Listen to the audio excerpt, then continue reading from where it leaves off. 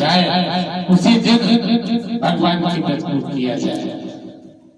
सूत जी महाराज कहते हैं कि नारद जी ने पूछा प्रभु सामग्री क्या क्या लगती है? कहते पके पके केले का फल, शक्कर, गेहूं के आटे का चूरन लेकर के समैया भगवान जो लोग इस प्रकार भक्ति भाव, श्रद्धा भाव, प्रेम भाव, आदर भाव, स्नेह भाव से, भक्ति भाव से भगवान की भक्ति को करते हैं वे संसार सागर में इस कराल कलयुग में कभी दुखी नहीं रहते हैं और इस लोक में सुख भोगते हुए अंत में मोक्ष को, वैकुंठ को प्राप्त कर देते हैं। सूत जी महाराज कहते हैं सत्यनारायण भगवान का पूजन इस कलयुग में अमृत के समान है। मनुष्य के जीवन के सभी मनोरथों को पूरा करने वाला यह सत्यनारायण भगवान का व्रत जो लोग पूरे भक्ति भाव से भगवान के इस व्रत और पूजन को करते हैं वे संसार सागर के सारे सुखों को भोगते हुए अंत में मोक्ष को प्राप्त कर लेते हैं। एक बार बोलो सत्यनारायण भगवान की जय।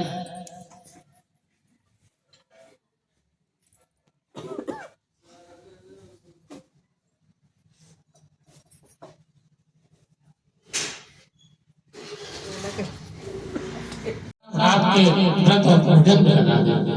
ऐसा संकल्प लेकर के लकड़ी बेचने के लिए गया तो भगवान की ऐसी कृपा हुई कि ऐसी जगह पहुंच गया जहाँ धनी लोग रहते थे, अमीर लोग रहते थे, सेठ साहूकार रहते थे और परमात्मा की ऐसी कृपा कि लकड़ी बेचने वाला एक लकड़ी किसी के घर में लकड़ी कम होने के कारण लकड़ी का दाम लकड़ी का थोड़ा दाम पाकर बड़ा घर लौटा तो पके पके केले का फल, शक्कर, घी, दूध, गेहूं के आटे का चूरा सब सामग्री लेकर घर में आया, बांधवों को बुलाया, ब्राह्मणों को बुलाया और बड़े भक्ति भाव से, बड़े श्रद्धा भाव से, बड़े भाव से, बड़े आदर भाव से, बड़े स्नेह भाव से उसने भगवान के व्रत को किया और जब तक संसार सागर में जिया सुख किया और अंत में जो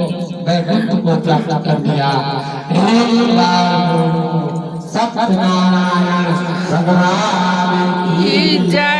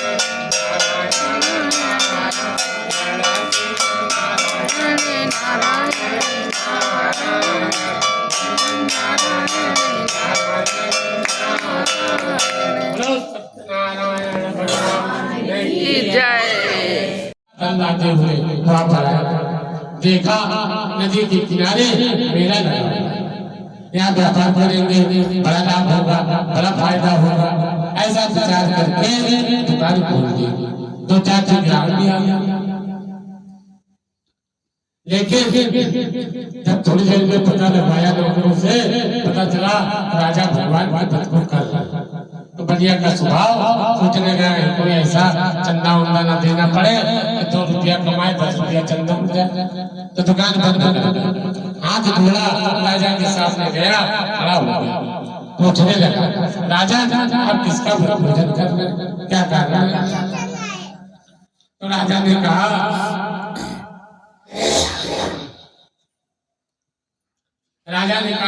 हमारे पास धन, यश, वैभव, कीर्ति, सम्मान, मकान, दुकान परमात्मा ने सब कुछ दे रखा है, पर एक पुत्र नहीं है। पुत्र कामना से हम भगवान की मत को कर रहे हैं। बन गया, बड़ा खुश हो गया, कहने लगा ये बीमारी तो हमारी भी है, अगर कथा करने से संतान होती है तो मैं भी भगवान को संकल्प ले लिया। अगर आप किसी चीज का संकल्प ले लेते हैं तो समझिए आपकी अरदास आप भगवान तक पहुंच गई। और अगर आप उस संकल्प को पूरा नहीं करते हैं तब भगवान दुष्ट हो जाते हैं। बहुत लोग ऐसा करते तमाम मनोती मान देते हैं, लेकिन जब पूरा करने का नंबर आता तो आधा भूल जाते हैं, तो आधा करने रखा गया ज्यादा होती। दो चार छह महीना बीता, पत्नी ने फिर पूछा, स्वामी आपने कहा था संतान होंगी, भगवान के भक्ति करेंगे, क्या आप भूल गए? कहता नहीं, इसके बड़े बच्चे पैदा होने में बड़ा प्रसन्न कर। अब जब उसका विवाह करेंगे तो उसी समय भगवान के तत्व को कर देंगे। पत्नी को समझाया बुझाया करने लगा।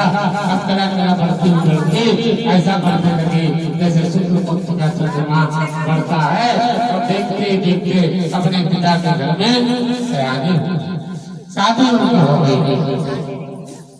एक दिन सहेलियों के साथ खेलती हुई अपनी लड़की को देखा तो विचार करने लगा,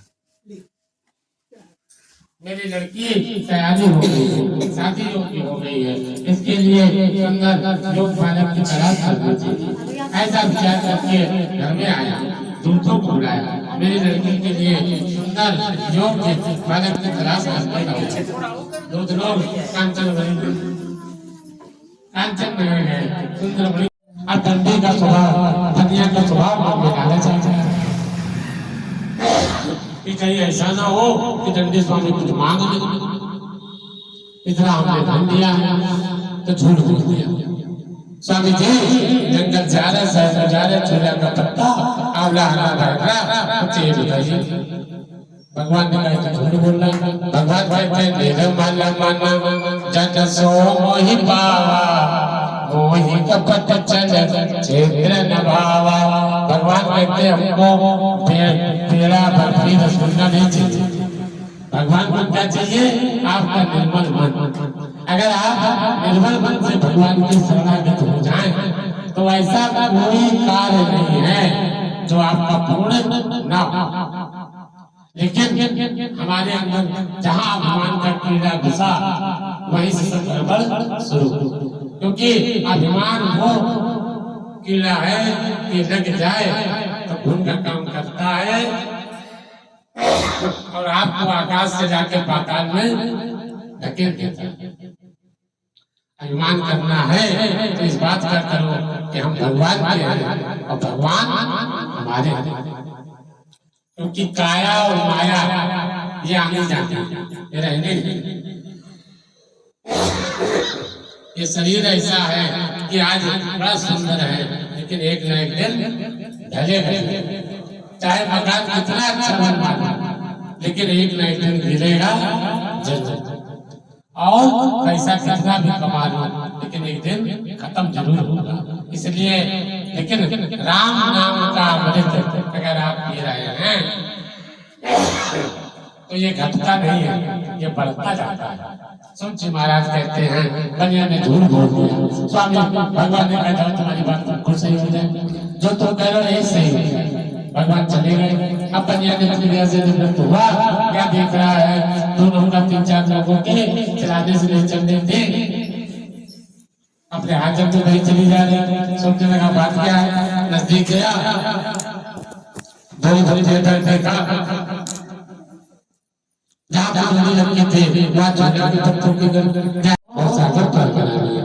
कथा में भगवान के राजा दूसरे जन्म में स्वयं को बने हुए थोड़ी भागवत कथा सुन करके अपने आप को और सागर पार करा लिए। एक बार बोलो सत्यनारायण भगवान की जय जय।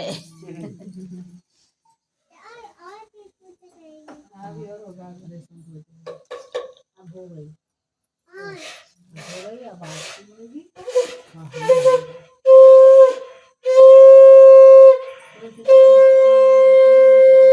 अब संध्याय स्वाहा, मेधाय स्वाहा। ध्याये स्वाहा ओम ध्याये स्वाहा ओम योगिनाय स्वाहा ओम सदाय स्वाहा योग मात्रो देवता स्वाहा ओम विष्णु नमः स्वाहा